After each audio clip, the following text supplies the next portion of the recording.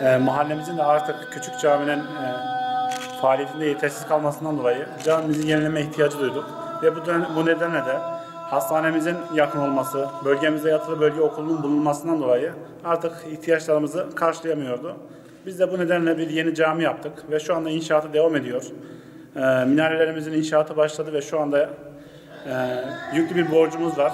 Ve bunun da altından inşallah hayırsever vatandaşlarımızla kalkacağız. Yardımlarınızı bekliyoruz. 19 yılı aşkın bir zamandır da burada görev yapıyoruz. Bu mahalleye bir vefa borcumuzun olduğunu düşünerek 90 metrekarelik eski camimizin yerine toplam inşaat alanı 700 metrekare alana her şeyiyle muntazam bir cami yapmaya karar verdik 2 yıl önce. Hayırseverlerimizin sayesinde, destekleriyle beraber ve vefakar halkımızın destekleriyle 2 yıl gibi kısa bir zamanda camimizi bu seviyeye getirdik.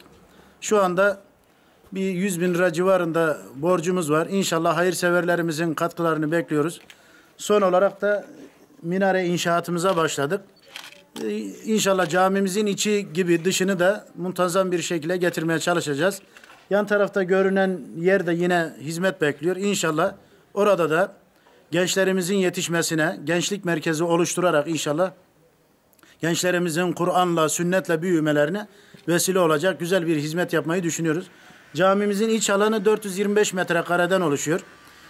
Üst katıyla beraber 600 metrekare civarında cemaat mahalli var. Onun haricinde altta Kur'an kursu, taziye evleri ve aynı zamanda lojmanıyla beraber güzel bir cami oldu. Rabbim bu hizmetlerin bu seviyeye gelmesine vesile olan bütün kardeşlerimizden razı olsun. Hepsine ayrı ayrı teşekkür ediyoruz.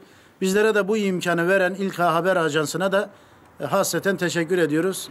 Rabbim hizmetlerinizi daim eylesin. Saygılar sunuyorum. Allah'a emanet olun. Sağ olun, var olun. Eski camımız çok küçüğüydü, milleti almıyordu. Bayramlarda milletimiz işte elimizden geleni yaptık.